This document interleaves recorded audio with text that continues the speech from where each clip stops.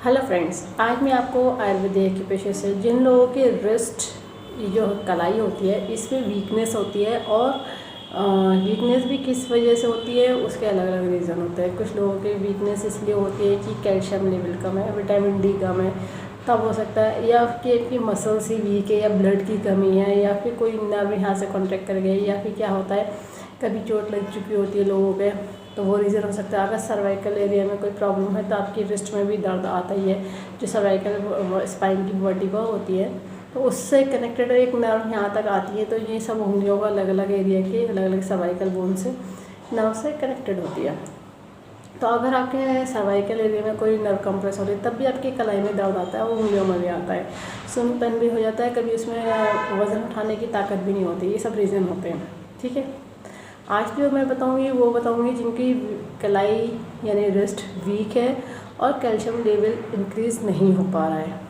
Calcium level जो हो रहा है वो उनका रिस्ट के जो मिलनी चाहिए स्ट्रॉन्गनेस वो कम होती जा रही है। अब क्या होता है कि कुछ लोग जैसे लंबे टाइम तक ऐसे करके स्कूटी बाइक या जो भी चीज़ चला रहे हैं या कार चला रहे हैं तो वो रिस्ट पे तो असर पड़ता ही है उसका, ठीक है। ये कंप्यूटर पर लगातार इस तरह से काम कर रहे हैं तो रिस्ट पे इसका आता ही है, लोड आ जाता है। तो इसमें थोड़ा बहुत मूवमेंट को चेंज करिए, क्योंकि लगातार एक ही पोजीशन में आपकी कलाई में कहीं ना कहीं वहाँ की जो अगर आपके मसल्स वीक है, टेंडेंस वीक है, अगर वहाँ के लिगामेंट्स वीक है तो वो कहीं ना कहीं ब्रेक होने के चांसेस हो सकते हैं। तो ये रीज़न भी होता है रिस्ट में दर्द होना और वीकनेस आना, ठीक है।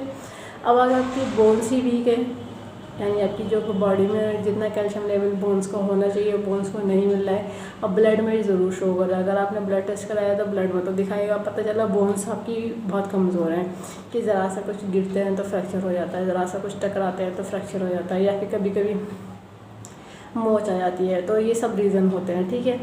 तो अगर कैल्शियम लेवल भी कम होगा तो वो ऐसा कंडीशन आती है। और जिन लोगों को थायराइड रिलेटेड प्रॉब्लम होती है तो उनका तो कैल्शियम डाउन होता चले जाता है, उनको कितना कैल्शियम खिलाया जाता है बार बार तब भी उनकी बॉडी में एब्जॉर्ब नहीं हो पाता, बॉडी मतलब बोन्स एब्जॉर्ब नहीं कर पाती है।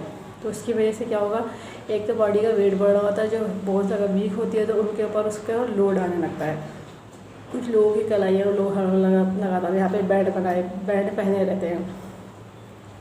तो देखिए ये इसका सॉल्यूशन नहीं है। सॉल्यूशन ये है कि उसका ट्रीटमेंट करिए कि क्यों दर्द आ रहा है, क्यों कमज़ोर पड़ रही है। कमज़ोर अगर पड़ रही है तो पहले उसका रूट देखिए क्यों कमज़ोर पड़ रही है।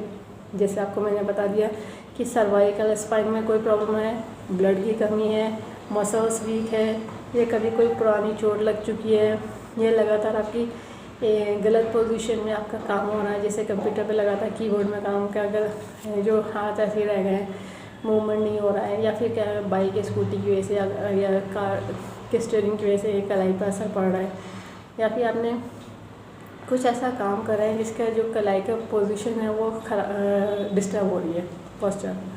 तो ये सब रीज़न हो गए। अब पता चला आपकी आर्टरीज और वेन्स में ब्लड सही से सप्लाई नहीं हो रहा है, कहीं ना कहीं अगर ब्लड रुक रहा है तो वो भी एक रीज़न आ जाता है कि रिस्ट का वीक होना, ठीक है। इसलिए कहा जाता है पानी को प्रॉपर पीजिए, प्रॉपर बैलेंस रखिए ब्लड सर्कुलेशन को बनाए रखने के लिए। अगर बाई चांस ऑस्टियोफाइट्स हो गए तो भी हो जाता है कि वो नर्व कंप्रेस हो गए तो पता चला यहाँ तक ब्लड ही नहीं सप्लाई हो रहा है। ऑस्टियोफाइट जिसको कहते हैं हड्डी बढ़ना डॉक्टर लोग आपकी लैंग्वेज में, ठीक है, ये हो गया। अब बाई चांस किसी को यूरिक एसिड हो गया तो वो यहाँ पे सूजन आ जाती है, तब भी वीकनेस आ जाती है कुछ लोगों को। या फिर क्या होता है गॉड जिसको कहते हैं गठिया, तो उसमें भी ये कलाई में जब उसमें जाम हो जाता है जोड़ तो वीकनेस आ जाती है। कभी कभी वो जो आपस में इसके बोझ होते हैं वो चिपक जाते हैं तो उनके अंदर की ग्रीसिंग कम हो जाती है तो तब भी वीकनेस आ जाती है। तो देखिए रीज़न बहुत सारे हो गए। अभी जो मैं बता रही हूँ कि थोड़ा सा रिस्ट को सपोर्ट देने के लिए कैल्शियम बैलेंस करने के लिए पॉइंट बता दे रही हूँ। अब पता चला ज़रूरत से ज़्यादा कम है तो देखिए वो डिपेंड करेगा उस बॉडी में कि कौन सा ऑर्गन डिस्टर्ब हो रहा है, उसके हिसाब से पॉइंट डिसाइड करा जाएगा। अभी मैं इन जनरल ये बता दे रही हूँ कि कैल्शियम को कैसे थोड़ा और इंक्रीज़ करा जा सके, कैसे उसको बॉडी में एब्जॉर्ब हो जाए, ठीक है। लगाने के लिए ज़रूरत होगी डॉक्टर टेप की, पेपर टेप की, किसी मेडिकल या सर्जिकल की शॉप से ले लीजिएगा। 1/2 इंच का टेप है, स्किन पहले टेप है, कोई वैसा टेप नहीं यूज़ करिएगा, इस बात का ध्यान रखिएगा। जिन्होंने कोर्स कराया है उन्हें पता है कि आयुर्वेदिक के पेशे में यूज़ होती है बियोलमन, जो एक तरफ से वाइट होती है एक तरफ से येलो होती है।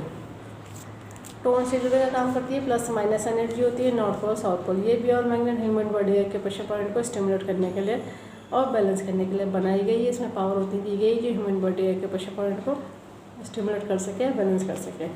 जिनके पास मैग्नेट नहीं है तो उनके लिए सॉल्यूशन ये है कि हर घर में मिल जाता है मेथी दाना। मेथी दाना फेनुग्रीक सीड्स कहलाता है। ये वही दाने हैं जो तड़के में छौके में इस्तेमाल करा जाता है। अगर आप मेथी दाना लगा रहे हैं तो ध्यान रखिएगा, मेथी दाने को डेली नया सीड्स लगाना होता है। अगर दिन में लगा लिया है, गीला हो गया तो उसको हटा दीजिए, फिर नया मेथी दाना लगा लीजिए। इस बात का ध्यान रखिए क्योंकि गीले होने से ख़राब हो जाता है। और अगर ब्योल मैग्नेट यूज़ कर रहे हैं तो ब्योल मैग्नेट गीले होने से कोई फ़र्क नहीं पड़ता, मेटेलिक होता है, हार्ड मेटल का, तो उस पर पानी का असर नहीं होता है। बस इतना ध्यान रखना पड़ता है कि निकल के ना गिरे। ठीक है, पॉइंट जो मैं बताने जा रही हूँ TCM का बताने जा रही हूँ।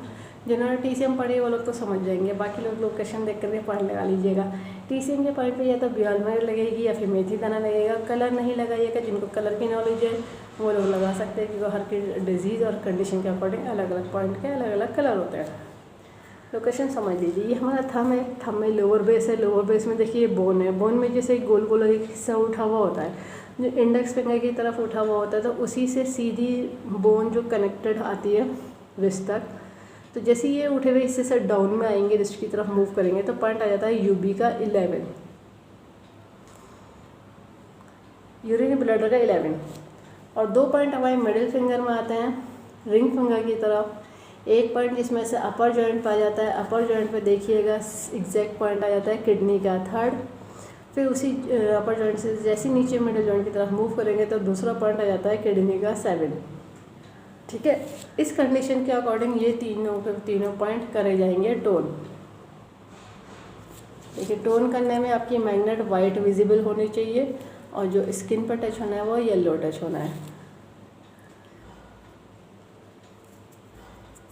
ये देखिए, ये वाइट विजिबल हो गया है। अब देखिए, मैंने इस हाथ में कलर नहीं लगाया है, मार्क नहीं करा है, मैं इस हाथ में आपको मेथी दाने सप्लाई करके दिखा रही हूँ।